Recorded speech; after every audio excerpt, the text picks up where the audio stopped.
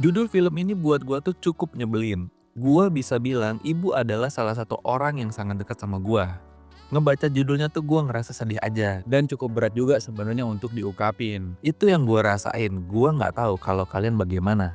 Kadang aku nggak tahu harus bagaimana dan berbuat apa. Film ini memiliki kemampuan yang baik dalam menggrab penonton. Kenapa gue bisa bilang kayak gitu? Karena dari judulnya aja cukup menarik. Dan ditambah lagi, film ini berangkat dari buku yang cukup bestseller. Tapi pertanyaan berikutnya adalah apakah film ini semenarik itu?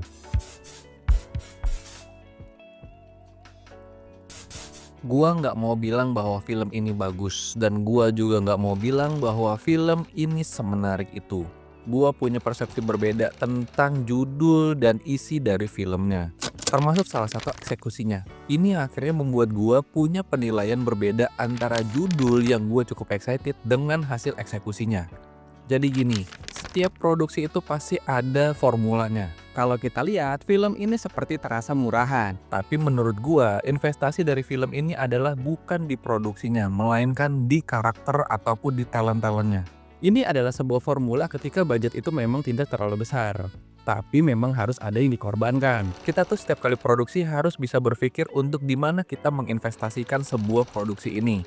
Ada dari sisi produksi sendiri atau dari equipment, ada dari sisi post pro atau dari segi editingnya, atau kita mau investasi dari segala pemain. Nah, film ini menginvestasikan produksinya atau menginvestasikan budgetnya ke pemain. Boleh dibilang pemain-pemain yang ada di film ini itu cukup mahal dan mungkin akan mempermudah untuk skala produksinya.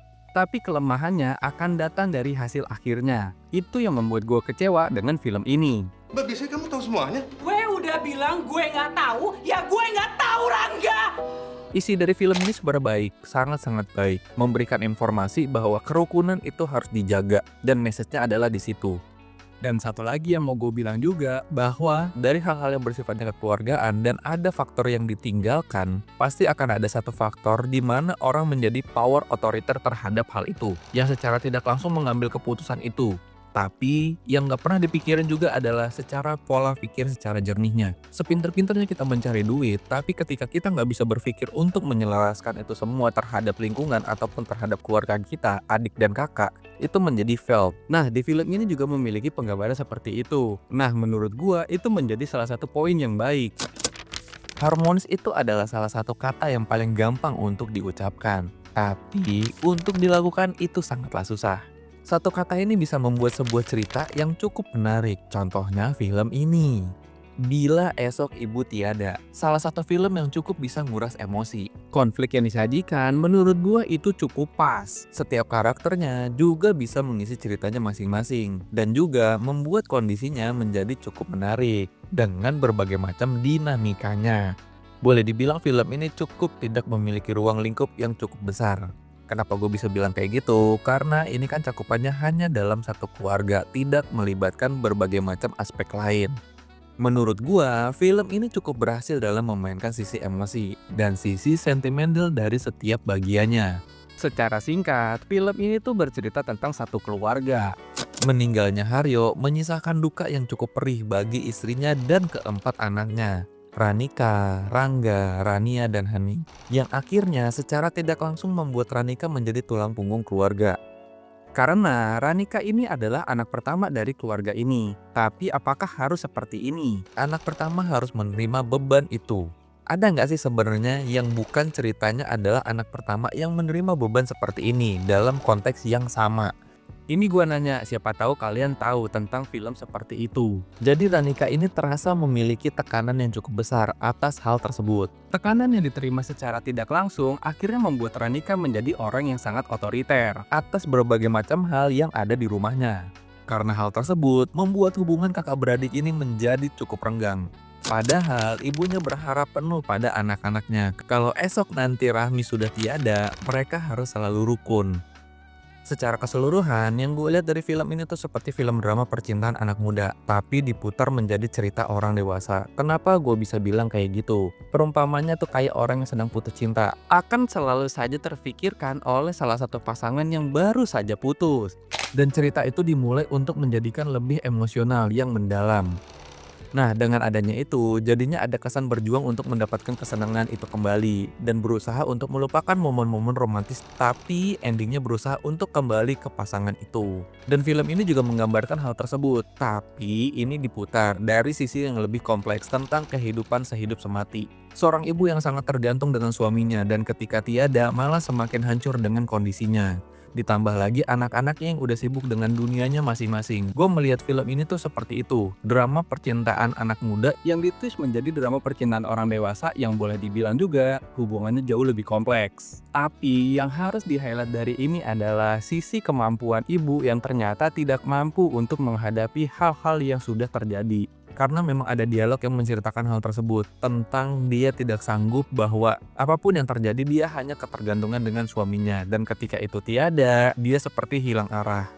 Pusat cerita atau premisnya itu bukan dari kata-kata ibu tiada, Tapi lebih menyoroti dinamika kakak beradik. yang tidak akur yang akhirnya memiliki impact ke kondisi orang tua. Memang di build-nya adalah dengan menceritakan tentang ibu di judul awal. Tapi secara kronologis cerita, hal-hal ini tuh menyoroti adalah tentang bagaimana caranya sikap kakak beradik ini bisa akur. Dan impactnya dari hal-hal yang seperti ini adalah ya udah imbasnya adalah ke ibunya. Kurang lebih seperti itu.